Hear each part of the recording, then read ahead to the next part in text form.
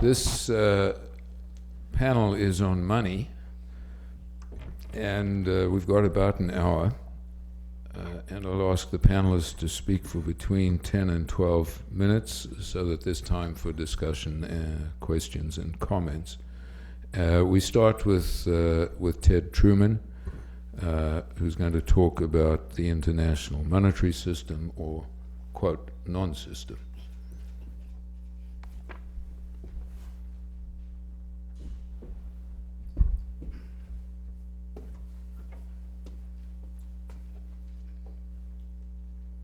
See if I can make this work. Just push it, right? No. Down, up.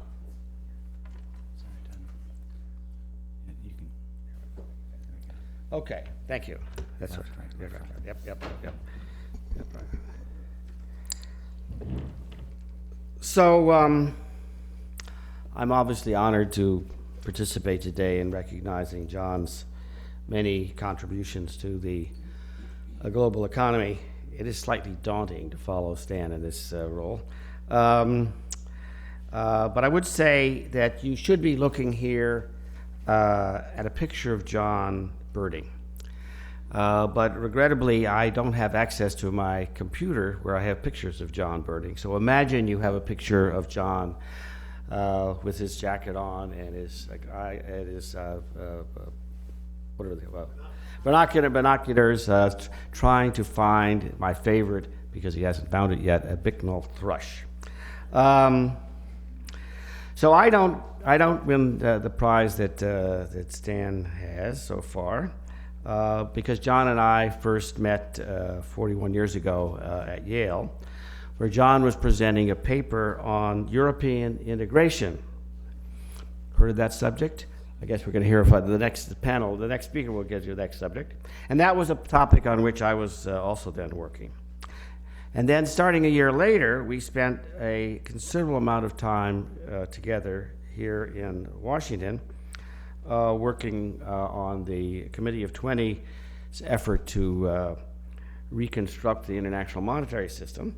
And we were members of what was a self-styled subversive organization called the Second Row Club, which met for dinner on occasions of international meetings and critiqued the performance of those of our lords and masters who sat in the front row. And finally, Fred, it was John and Denise who 12 years ago met with Tracy and me and decided that it was a good idea for me to join your institute. So you can thank him or curse him for that matter for that as well. So on the international monetary system, which is my topic, as you know, the C20 effort resulted in only marginal reform, principally the legalization of floating exchange rate, which actually the C20 didn't do. It tried to reinstitute stable but adjustable par values, much to the chagrin of John. But he was quite frustrated by this experience, so he wrote a book called The Failure of World Monetary Reform.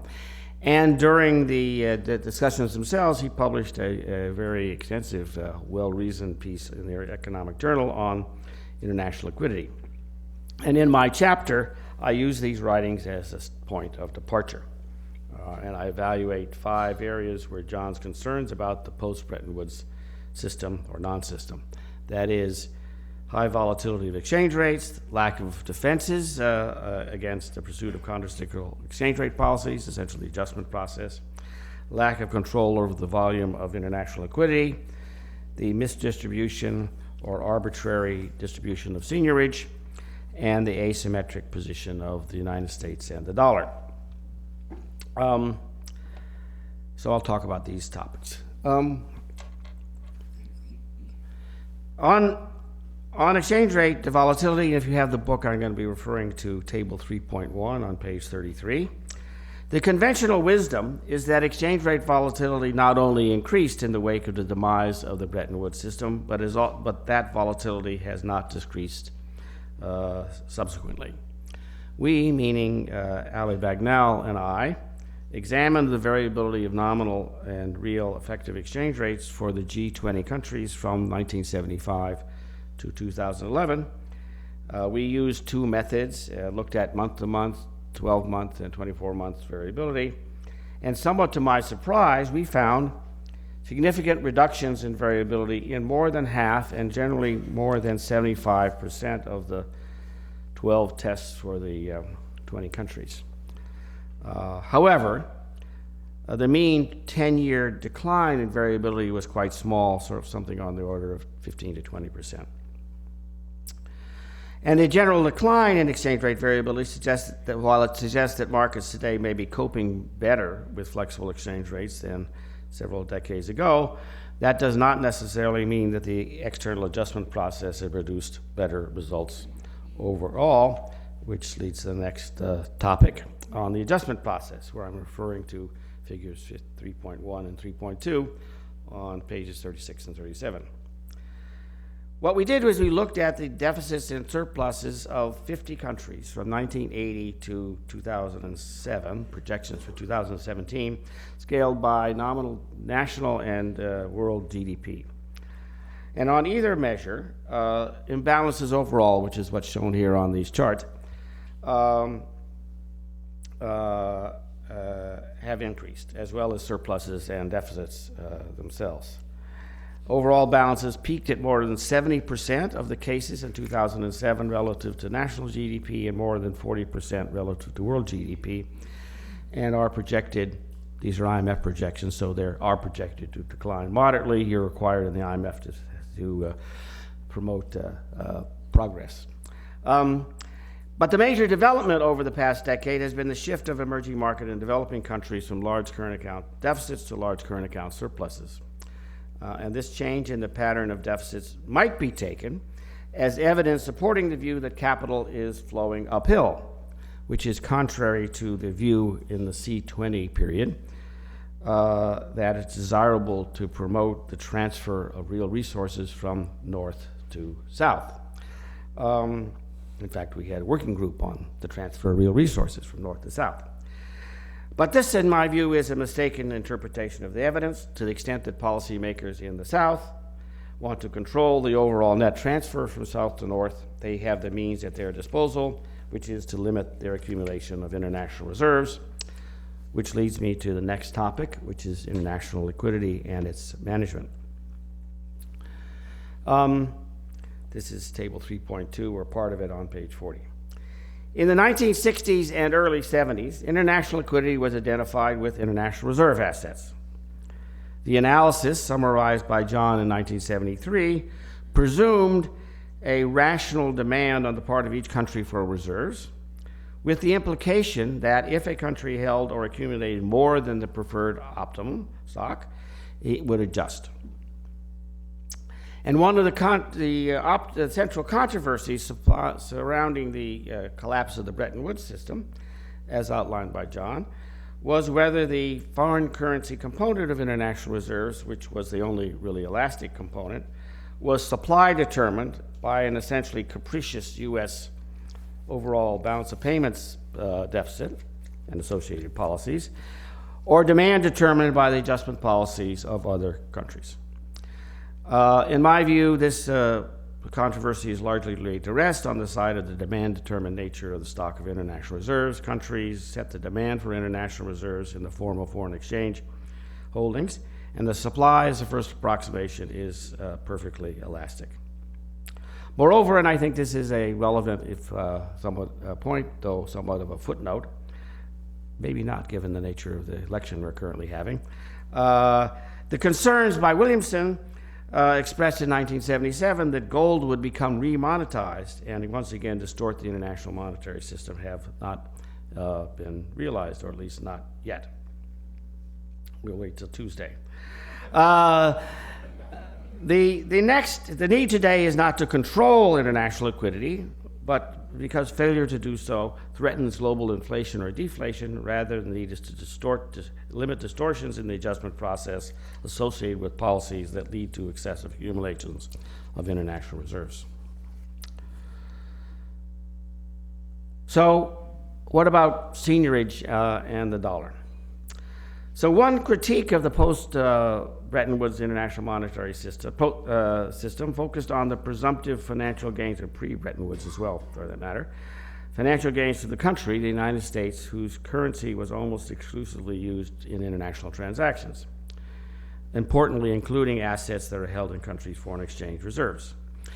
As John wrote, quote, "Insofar as the issuer of money enjoys monopoly power, it is able to extract the difference between the value of produced money and the cost of producing it as seniorage." I address in my chapter several aspects of this topic, and I present some admittedly back-of-the-envelope calculations of seniorage, and I reach three conclusions, which are sort of summarized in that table. First, for most of the past 40 years, the annual flow of seniorage for the world as a whole was trivial.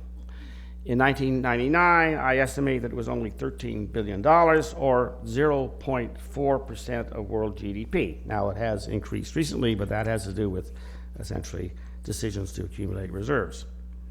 That's it, and that's the calculation is based on an assumption that seniorage is calculated to have an effect on U.S. government borrowing of 30 basis points.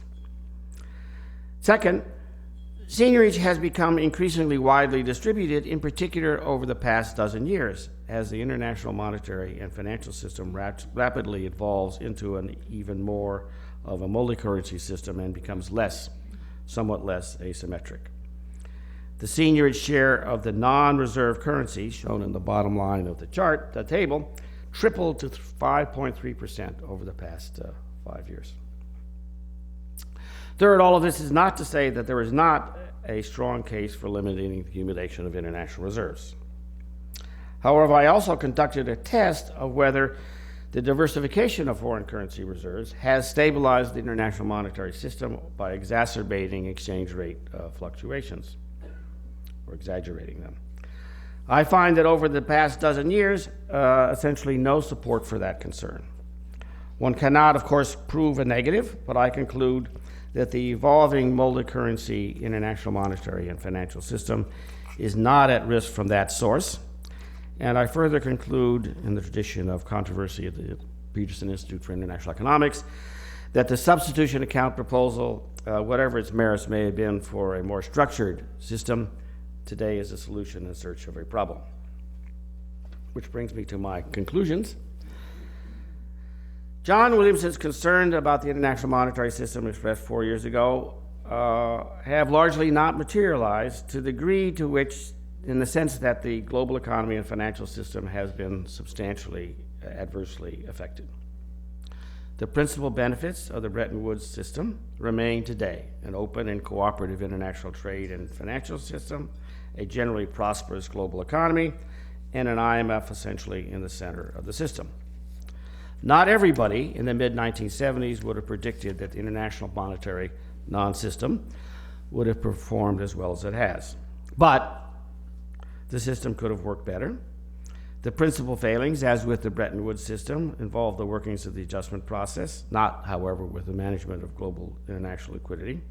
However, both could be improved, and I repeat in my chapter some of my personal suggestions along these lines that I've made recently, but I will not bore you with that.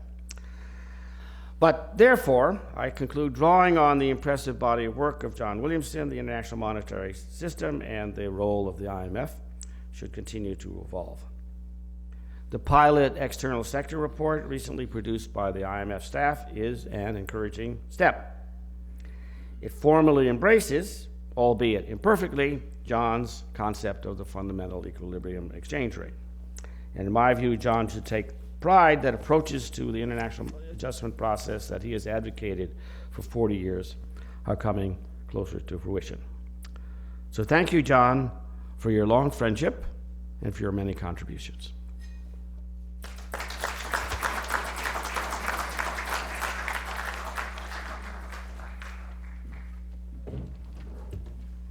The next paper is by Paul de Grauw and Yume Ji, and Randy Henning will present it.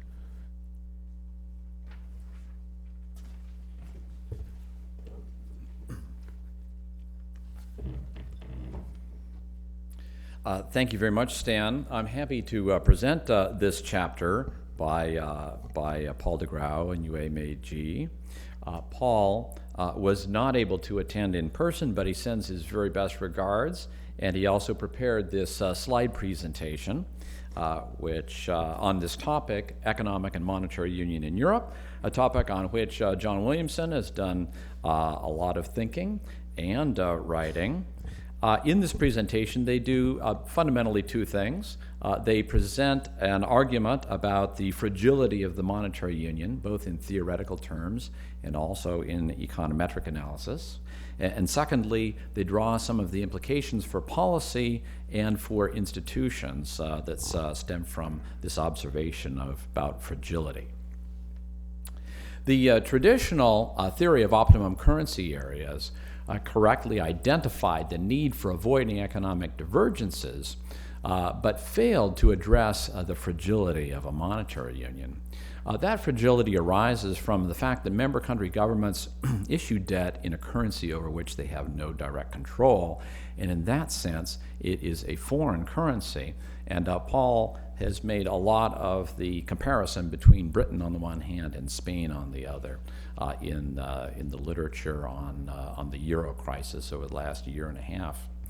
This fragility makes it possible for liquidity crises to arise in a self-fulfilling way that can degenerate into solvency crises as well, pushing countries into a bad equilibrium characterized by high interest rates, a deep recession, and austerity that deepens the recession further, and eventually a banking crisis. And this is very much like the dynamic in emerging markets, on which Paul cites John's work. They test this hypothesis of fragility econometrically, looking at a database of Eurozone countries and a sample of developed standalone countries, that is, those that are not in monetary unions with others, during the last 11 years. The results of these tests can be found in the chapter, and they summarize them here in the following way. First, the spreads in the Eurozone countries, they find, can be driven by market sentiment that is independent of the observed fundamentals. And this syndrome is not observed, certainly to the same extent, in the sample of standalone countries. Markets are less tolerant of high government debt in the Eurozone countries than in the standalone countries. And thus, in the Eurozone, this is a story of self-fulfilling debt crises. Countries are hit by a liquidity crisis, and then are forced to apply stringent austerity measures that force them into a recession that in turn reduces the effectiveness of these austerity programs. And there's a risk that the combination of high interest rates and deep recessions turn the liquidity crisis into a solvency crisis. They derive three main policy implications.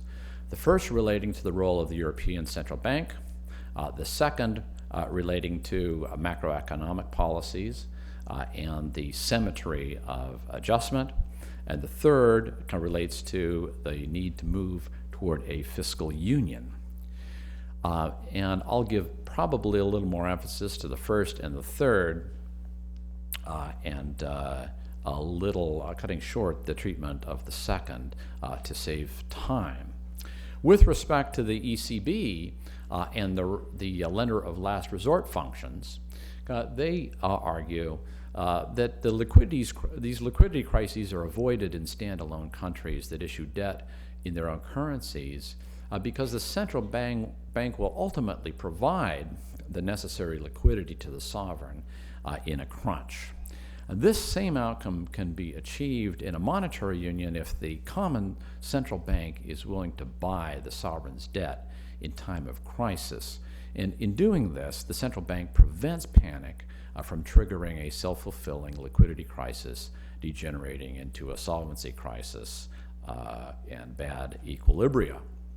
How should these interventions on the part of the ECB be designed? Well, they argue for Bayesian rules, unlimited liquidity support to illiquid but solvent countries, a penalty interest rate, The ECB should announce that it will not allow the Spanish bond rate to exceed the German rate by more than a certain amount, say 300 basis points. And if this is credible, little intervention will be required because the announcement makes investment in Spanish bonds attractive. The magic of credibility here, the logic of this reminds me a lot of target zones and the exchange rate dynamics of around a target zone limits under conditions of credibility versus non-credibility. The ECB has finally acted. Early last month, it announced that it would buy unlimited amounts of government bonds for countries that qualify. The program is called Outright Monetary Transactions, and in announcing OMT, Mario Draghi used argumentation that could have been drafted by Paul de Grauw. I suspect secretly it might have been. The language is so similar. And Paul quotes him here, quote, "You have large parts of the euro area in a bad equilibrium in which you may have self-fulfilling expectations that feed on themselves. So there is a case for intervening to break these expectations, which do not concern only the specific countries but the euro area as a whole, and thus justify the intervention of the central bank." Not surprisingly, Paul and you and me find that this is indeed the right step. There is a danger, though, that the effectiveness of OMT will be reduced or constrained by politically inspired limitations with respect to the maturity of bonds that can be bought under the program and with respect to the conditions that have to be imposed in countries to qualify for OMT. So they say that while OMT is necessary, it's not sufficient. And we come back to this in the discussion of fiscal union.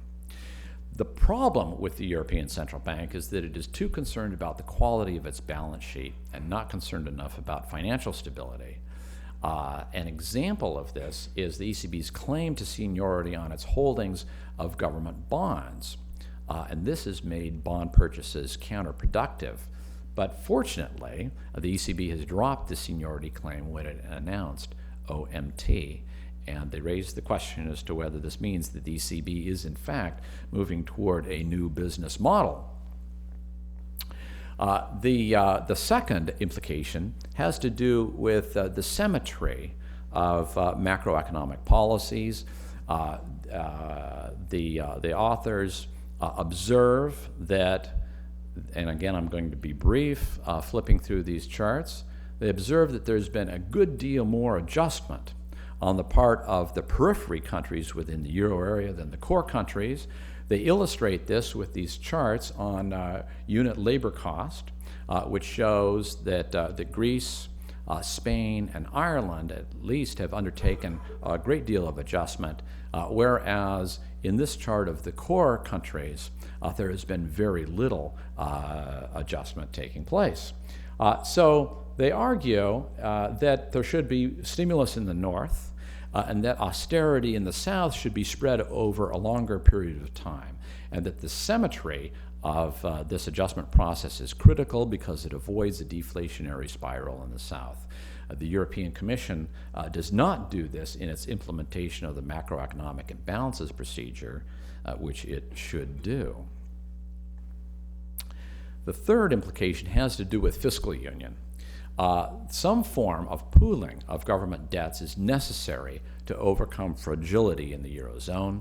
By pooling government debts, we shield the weakest in the Union from destructive movements of panic that regularly arise in financial markets. Not any type of pooling of national debts is acceptable, of course, and we have to guard against moral hazard, and we do this through three principles for the optimal design of debt pooling. The first principle is that it should be partial. A significant part of the debt should remain the responsibility of national governments to give them a continuing incentive to reduce debts. This is a feature of the Bruegel proposal and the German debt redemption plan. The second principle is that the internal transfer mechanism between members of this pool should ensure that the less creditworthiness compensate at least partially the more creditworthy countries, and there should be tight control mechanism on the progress of national governments in achieving sustainable debt levels. So they conclude with 4 points. The Eurozone is in the midst of an existential crisis that slowly but inexorably destroys its foundations. The only way to stop the fears about the existence of the euro is to convince the financial markets that the Eurozone is here to stay. A debt pooling that satisfies these principles gives a signal to the markets that the member countries of the Eurozone are serious in their intention to stick together, and without the signal, Paul and Yue Mei in this presentation with a bang. Without this signal, the markets will not quiet down, and the euro and the end of the euro is inevitable. Thank you.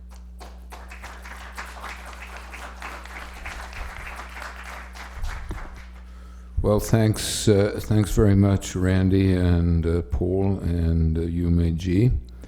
And for the final presentation of this session, we turn to Marcus Miller on target zones and monitoring bands.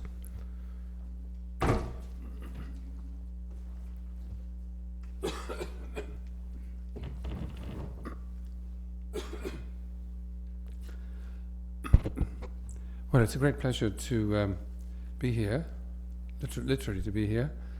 I didn't think this would happen, but I flew in yesterday, luckily.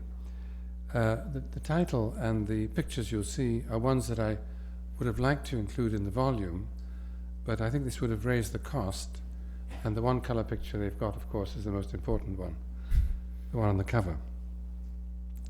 So I'll take you briefly through Chapter 5, with the aid of such pictures. It begins with a short history of time. This is the time over which I've been reading John's papers on the international monetary system and exchange rates in particular, beginning with the end of Bretton Woods in 1971 and leading through to the launch of the euro in 1999. And then the problems of the euro, which we've just been hearing about. Well, soon after the end of Bretton Woods, it seemed like the exchange rates began to follow a random walk.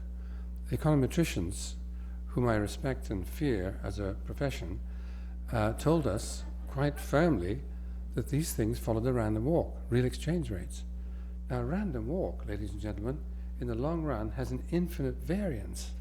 You wonder, how could the global economy survive if relative prices can vary in that manner?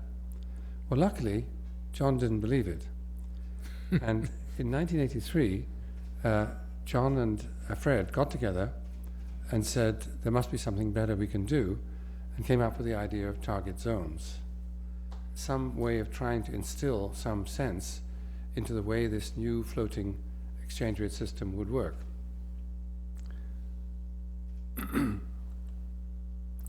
Well, of course, academics are quick to jump onto a bandwagon, and soon Paul Krugman came up with a rationalization of how a target zone would work. Agents in the market would realize the authorities were going to intervene at the edges of an exchange rate band, and this would help to stabilize the band even without intervention, which, as was just pointed out by Randy, would require credibility. It would also require rationality. So this is a picture, ladies and gentlemen, of the S-shaped curve, which is Paul Krugman's first shot at understanding how a target zone would work. The 45-degree line shows the movement of the exchange rate, reflecting the movement of fundamentals, which would be measured along the horizontal axis. I'm afraid that my picture is more like Charlie Kindleberger than John Williamson. The labeling on the axes is not too clear. Horizontal axis, fundamental, vertical axis, the exchange rate. The 45-degree line would be a direct reflection where the exchange rate reflects fundamentals. But the S-shaped curve is what happens if you have a credible target zone. It stabilizes the exchange rate relative to a free float. Well, like many others, I thought this was great stuff by Paul Krugman, and we all jumped onto the bandwagon too, writing papers left, right, and center. And many people liked this, but not John Williamson. John's comment was as follows: if one believes that the market is forward-looking and rational, as Paul Krugman seemed to say, then one would not want to intervene at all. Free floating is the preferred policy. So there was a bit of a paradox here. People inspired by John were doing all this stochastic calculus, and John was rather poo-pooing the exercise. So what's the explanation? Well, here I turn to George Akerlof's culinary warning. We're back to what Stan Fisher was talking about before, ingredients and recipes. What George Akerlof said was that economic theorists, like French chefs in regard to food, have developed stylized models whose ingredients are limited by some unwritten rules. Well, said Akerlof, I disagree with any rules that limit the ingredients in economic models. For saying this, he was awarded a Nobel Prize. He did say more. What were the hints he gave? Well, he said the absence of psychological, anthropological, and sociological behaviors in economic theory allows a whole new field of potential interest, where the economic theorist can ask what the consequences of these behaviors will be for the usual economic results. Well, there was the hint. Look more widely than economics as narrowly considered, as normally narrowly considered, and ever more narrowly, may I say. So what this suggests, and what I think John has spent his life doing, is looking at and seeing what actually happens in foreign exchange markets. How do they behave? Well, being a scholar, or trying to be a scholar, I looked through the literature to see what parables there were of behavior. But of course, as usual with economists, you start with your own contribution. So I wrote a paper with Paul Krugman on stop-loss traders. These are traders who sell, but sell at points. They get out of the market when things get bad. There was also a paper by Olivier Jeanne, who may be here, on stop-loss trade, on noise traders. Another paper we found was on chartists and fundamentalists. Initially, the idea came, I think, from Franklin Fruit, but it was developed by Chris Kubelek and also Paul de Grauwe and his co-author Grimaldi. And lastly, a paper on bulls and bears. Well, you'll be glad to hear I'm not going to take you through these papers, but I thought I'd just give you a couple of pictures. Here we are. This is how foreign exchange markets behave in a graphic interpretation. The first chart refers to something in chapter 5, which you can read at your leisure. The second is the noise traders. I don't have any noise effects, but I think you can imagine what's going on. This is the model of Rose and Jan. Thirdly, we have bulls and bears. The eternal conflict between those who think things are going to go up and those who fear they're going to go down. And lastly, I turn to a picture which is actually some data, ladies and gentlemen, in which Chris Kubelek calibrates the success of Mr. Yen. Now, Mr. Yen is otherwise known as Mr. Sakakibara, and when John and I went around the world selling his blueprint for how the world might better manage its systems with target zones for exchange rates, I only went to Japan with John, but John went right around the G7. Well, when we got to Japan, we met Mr. Sakakibara, and we asked him, do you believe in intervention? And he drew himself up and said, we have the biggest stash of cash in Asia, and we use it. And this chart is supposed to show how effective that was. The horizontal line, the vertical lines at the top show the degree of intervention, and Mr. Sakakibara's rule was, if you do it big. So you see there's quite some large lines, and those lines correspond, broadly speaking, to pulling what would have been the movement of the yen away from the dollar, which is the plunging shown in the bottom of the diagram, back towards the horizontal. These are calculations made by Kubelik. They're counterfactuals, but they suggest that the efforts made by the Japanese to essentially enforce stability with courageous intervention were reasonably successful. One hopes, having listened to the previous presentation, that the same will apply to what Super Mario Draghi is attempting. Indeed, it seems like he doesn't even have to do it. Moving on to the present and moving on to my conclusions, I take you to recent developments. The breaking news is a recent publication from the Peterson Institute by Joe Gagnon, who may be here. I'm not sure. But anyhow, Joe Gagnon has a monograph on flexible exchange rates, a sort of current assessment. And in a preparatory meeting for this meeting, he suggested I read the book and kindly sent me a copy. Now, in this book, the striking thing is that Joe denies the doctrine of the impossible trinity. Now, you may think that this is economics getting too close to religion, but there are indeed quite close similarities. So there's a doctrine in economics called the impossible trinity, which says if you believe in perfect capital mobility, you've decided to open your capital account, and you believe that this is going to work, then you have to choose between an independent monetary policy, where you fix the money supply and the exchange rate, and have a floating exchange rate, or you can decide to fix the exchange rate. So this seems to many economists a rather cruel choice. But what Joe Gagnon essentially does in the book is says that efficient market theory, the theory of efficient exchange rates, is false. It doesn't work. And we've seen the kinds of stories why. If those guys in the market are determining what happens, it just doesn't look as if it's going to be efficient. So if that's the case, says Joe Gagnon, then you can have both. You can both manage the exchange rates and you can have your independent monetary policy. So the second headline is Joe Gagnon rejects false dilemma. And if you come to the end of the book, if you stay in there for the first 230 pages, you'll find right at the end he endorses monitoring bans. What he says is that sterilized exchange rate intervention is actually a separate policy tool.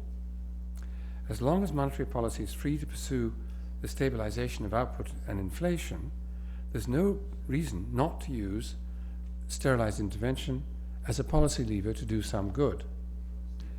He endorses the monitoring zone proposal as helpful in reducing and stabilizing volatile risk premiums. Now, I have an extra part in the chapter discussing the international monetary system and the potential role of the IMF in implementing something like monitoring bans. This has already been referred to by Ted Truman, so I won't go over this further. But I thought it might be useful, finally, to have a small test on the future. What will the future of macroeconomics be like, and how does John shape up in this look into the future? Well, I had to write a paper on this recently, and I came up with 3 ideas for the future. First of all was that economic theory should be more eclectic. We've already quoted George Akerlof on that theme. There should be a wider set of ingredients, and not just what's referred to in the profession as DSGE.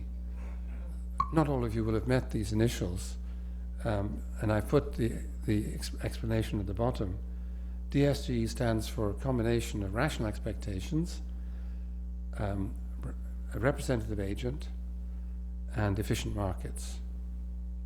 So DSG is the shorthand for that. Well, where does John stand on DSG? Well, I give him 4 stars out of 5 because he rejects efficient markets. That was the whole point of why he rejected Paul Krugman's elegant theory.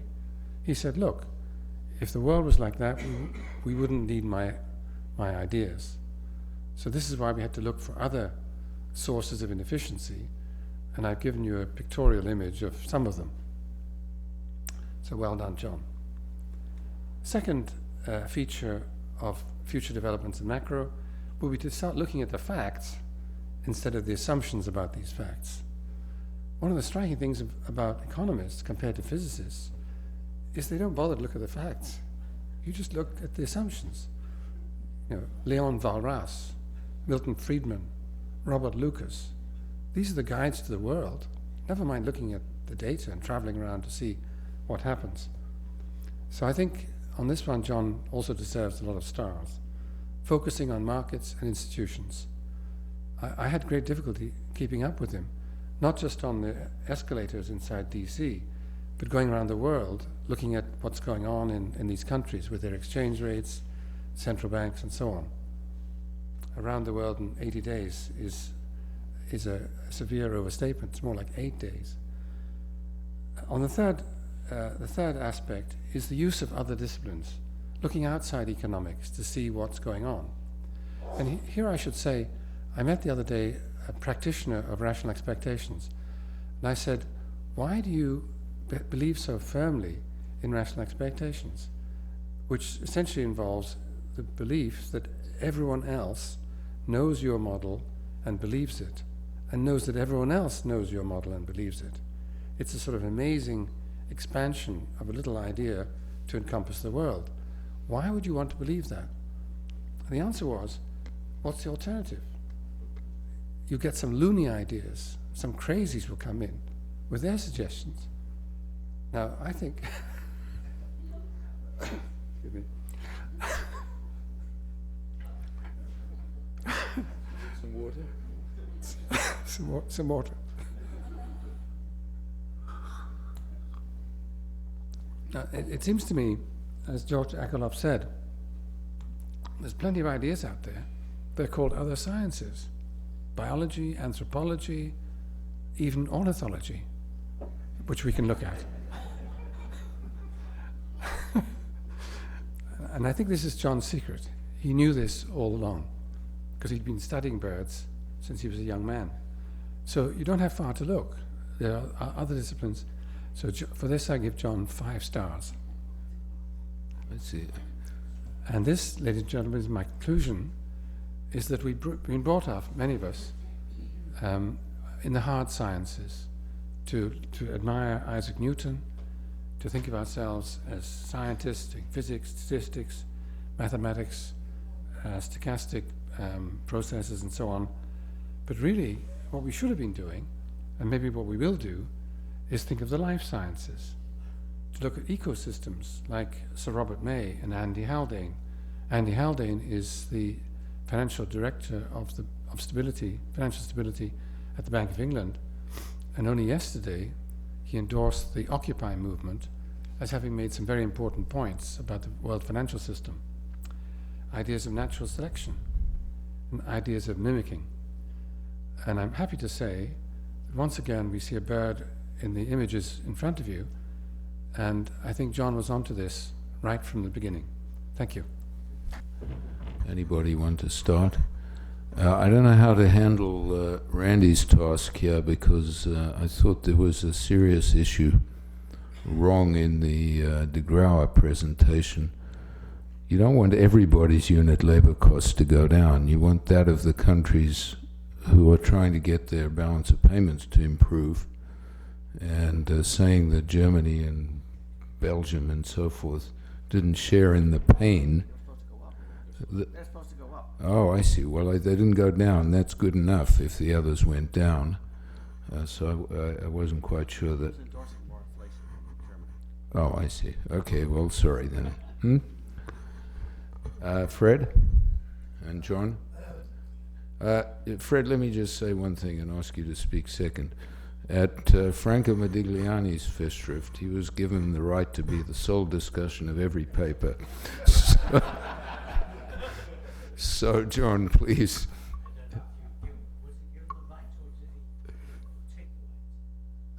Well, there wasn't a very clear discussion of the issue at the time. No, we heard you. You didn't?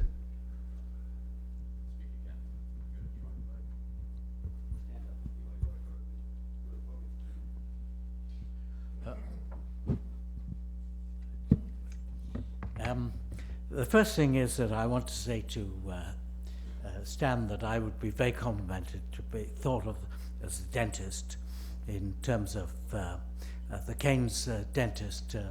So that indeed is a compliment to me, not a criticism. Secondly, I thought that you made one mistake in turning the where you in discussing the Washington Consensus, which was in terms of Chile. I was always in favour of the Chilean capital controls. Right after I went down there in 91 or 92, when the Democratic government was first elected, and it was found that it was being swamped by capital inflows. And Ricardo French Davis said to me at that time, look, we know we have capital inflows now, but we won't when the recession comes, when then we shall have a big capital outflow again. If we take all these capital inflows now, we just have to face the fact that we will have a new crisis in some future year. So it's better to resist them now. And that was the argument that convinced me at the time, and which was proved correct in 1998. So I always did approve of it. I didn't regard the Chilean capital controls as contradicting anything that I'd written in the Washington Consensus. They contradicted some part of it. The third thing is that I want to say to Ted that I don't think that your proof, your demonstration that in one particular test there was no increase in instability of the system because of the capital controls. I don't think that's decisive in itself. I mean, maybe I did a test as well in the early days of the Institute. I did with Fred Bergson, which I reached the opposite conclusion. And what impressed me was less that conclusion than the fact that when I gave this in a seminar in some mid-sized European central bank, which remain nameless, I was told that no, I gave the punchline that there had been an increase, that my analysis showed that there had been a capital mobility, that the central banks had added a capital mobility, and I was met by stony silence. Well, it turned out, my host in that meeting told me afterwards that the reason that I had, the reason that I'd been met by stony silence was they had all piled into the yen in a big way, just before it hit its peak in 1978, when Fred was sitting in the US Treasury trying to prevent such things happening. So that was really what convinced me that there was indeed much of the in it, and the multi-currency system is going to be an unstable system. It's adding a little bit to the instability of the system, and that seems to me the danger in the future. Thanks, John. Fred? I just wanted to pick up on one, I think, very important conceptual point that Marcus made in his presentation. Toward the end, when he talked about our colleague Joe Gagnon's having challenged the accuracy of the impossible trinity by pointing to sterilized intervention as an alternative policy instrument. That's exactly right, and I have no intention to dump on or minimize the contribution of Joe, with whom I'm doing a lot of work now myself. But I don't think that's a new point, Marcus. Going all the way back to the original target zone ideas and exchange rate management ideas, John, and for that matter I, had always taken the view that the current account should be and could be a separate policy target because there was an additional policy instrument, namely sterilized intervention. So I don't think it's such a new point, but I'm glad Joe has resuscitated it and emphasized it, because I think it's a very important point. Because if we ever do get, again, to thinking systemically about trying to minimize disequilibrium exchange rates, we will have to introduce the idea of additional policy instruments to do that, and I think sterilized intervention will make a comeback. Thanks. On that point, Fred, I when we talk about this, when we try and explain it to the public, I say we have an extra half an instrument because it's not that reliable, and sometimes when you go in, you're really in a game. When the market knows what you're doing, you're in a very complicated game, which sometimes it doesn't work, and doesn't work in the direction you think it's going to work as well. So it's much more complex than, well, there's another instrument, you can just use it. So that's, I think of that as yeah, I think of it as half an instrument. So, I mean, Fred, first of all, I was brought up in the Yale tradition, right? And we believed in this stuff, right? That was all about portfolio balance models, right? And that's what that's basically where you get this this mechanism. And as you know, we tried to in the early part of the Reagan administration, they said it's nonsense, right? And so we had a big study, but the aim of the study, at least as far as I was concerned, was to resuscitate the instrument, at least to have a short half-life, if I may put it that way. It might be a better way of thinking about it. So I think there is some support for it, but I think the real issue is one of whether it is enough to sustain a big movement in exchange rate. When I think it's important to make that qualification, when in some sense there are lots of evidence that is running counter to other fundamentals. I think that's the basic issue here. Now it is clear in Joe's other work on QE2, which is essentially the same stuff. On QE is the same stuff. Is saying if you're willing to do enough for large enough, so you can actually measure it. In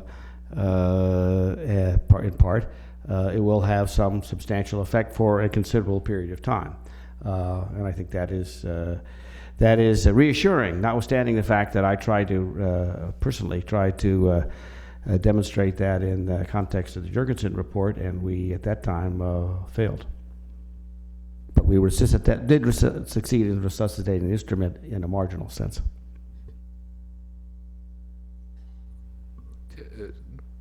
Ted, can I ask you about the seigniorage?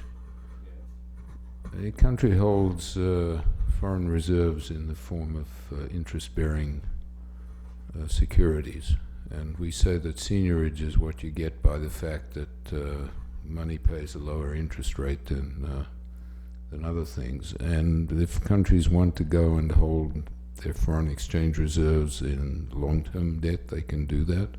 Some of them are beginning to hold it in equities. So where is the seigniorage you said 30 basis points. Which 30 basis points is that? So I'm sorry to skip through this in the presentation. So I tried to. So the question is, it's 30 basis points to us. So us, the United States. So I made a series of calculations on the assumption that for the United States, there is 30 basis points gain, cheaper for the United States government to issue debt by 30 basis points. Some people would say up to 100, seems to be implausible, 30 basis points. And then I calibrated that across countries and over time based upon the share of reserves in various currencies relative to the outstanding debt of the currency. So that's the nature of the calculation. Marcus?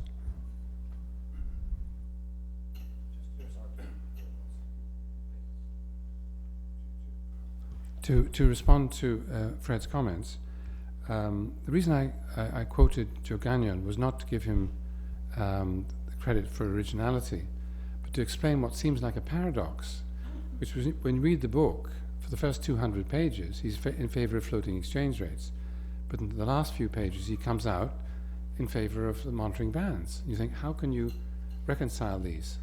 And the answer is essentially what you said. You have a separate instrument which you can use, as well as monetary policy controlling inflation. You can use this intervention policy, which I agree is what you and John came up with in 1983. But it's interesting that this has been rediscovered at the present time. But I should emphasize that in the profession, academic profession, it's not an easy sell. People are so convinced of the rationality of themselves and the agents they describe, and so unconvinced of the relevance of other disciplines that it's a rather frightening prospect. You could be convinced that ornithology wasn't the secret to getting ahead in economics, while thinking there could be other fields that might be relevant, perhaps. Any comments? John, you're going to rise to the defense of the birds? Make one other point, if I may, and that's about the paper that Vandy presented on behalf of Paul de Grau and Yimei Zhu, which it seems to me that the really important point that they're making is that prior to the EMS, there was lots of, we economists did lots of calculations, and we all thought focused on optimum currency area theory. That was the big test of EMU, of the euro, it turns out. It turns out that there's a second weakness in the euro, which is the one on which Paul is writing now. And I don't think we had appreciated that before. And, there's masses written about the euro, and I never came across this argument at all. Sorry, John, could you just say again which? So I think it's really important that it's a really important paper that it makes this point that there is a second element, a second weakness in the euro construction. It's one that can be cured, but it is a weakness in the present euro. Describe it. Stan's saying, repeat that argument. What is the Second argument. what is the weakness? What is that second argument? That essentially that there is no central bank that is willing to pick up the paper of a country in distress. A country, a standalone country, as he calls it, one always can rely on the central bank picking up the paper, and there is no that guarantee is not there in the case of the euro. Pardon? I said we won't ask you to speak into the microphone about that statement about central banks always picking up the government's paper.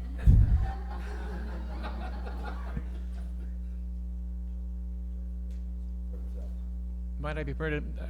I'm Joe Gagnon, and my name has come up several times. I just wanted to make one comment in response to the last thing Marcus said, which is to be clear.